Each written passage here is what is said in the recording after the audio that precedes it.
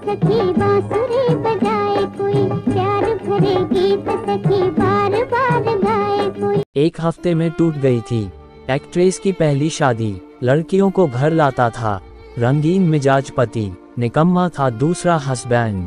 आखिरी दिनों में एक्ट्रेस का बुरा हाल हो गया था। वह किसी को पहचान नहीं पा रही थी। चेहरा सूज गया था और आंखें एकदम पथरीली हो गई थी। सूजन इतनी ज्यादा थी कि एक आंख बंद थी।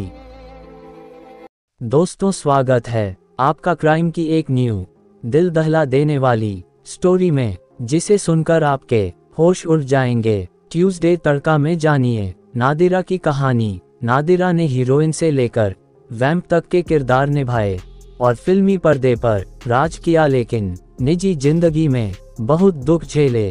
2 बार शादी की, पर दोनों बार ऐसा पति मिला कि जिंदगी दुश्वार हो गई। आखिरी दिन तो और भी खराब बीते। 50 के दशक में बॉलीवुड में एक ऐसी एक्ट्रेस हुई जिन्होंने फिल्मी पर्दे पर खलनायिका बनकर नाम कमाया। ये थी भारतीय और यहूदी एक्ट्रेस नादिरा, जिनका असली और पूरा नाम फ्लोरेंस एजेकिल था। जिस दौर में हीरोइनें और आम महिलाएं पर्दे पर रहती थीं, उस दौर में नादिरा सबसे महंगी और शाही गाड़ी रोल्स रॉयस में घूमती और शान से सिगरेट फूंकती थीं। रोल्स रॉयस खरीदने वाली वह पहली भारतीय एक्ट्रेस थीं।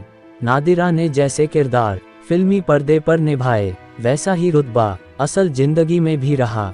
लेकिन फिल्मों की दुनिया में स्टारडम बटोरने वाली नादिरा निजी जिंदगी में बहुत दुख में रहीं। उन्होंने 2 शादियां की और दोनों ही नाकाम रहीं।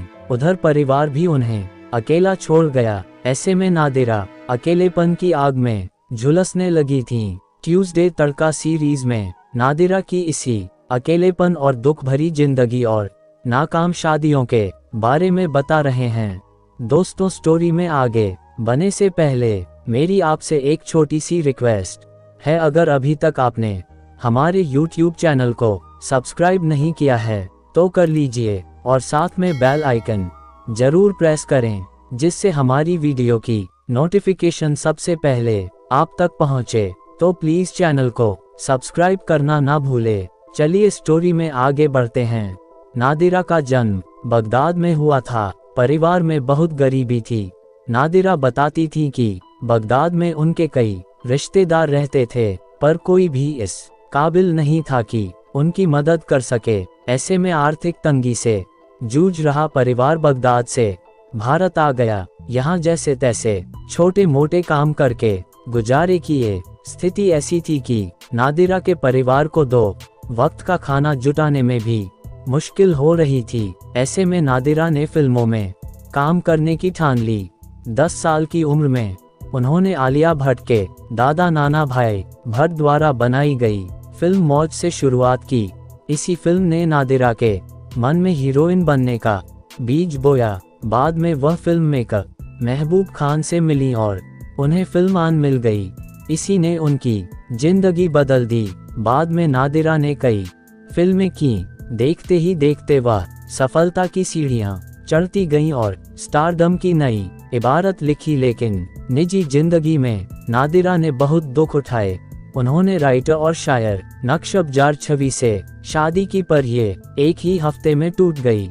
नक्शब से नादिरा की पहली मुलाकात आन के सेट पर हुई थी। इसके बाद उनकी कुछ और मुलाकातें हुईं, जो प्यार में बदल गईं और फिर शादी करने का फैसला कर लिया। पर क्या पता था कि इस शादी का हश्र बुरा होगा। बताया जाता है कि शादी के कुछ दिन बाद ही नादिरा ने देखा कि पति नक्शब घर में अन्य महिलाओं को बुलाने लगे हैं। पति की इस रंगीन मिजाजी को देख नादिरा का दिल टूट गया।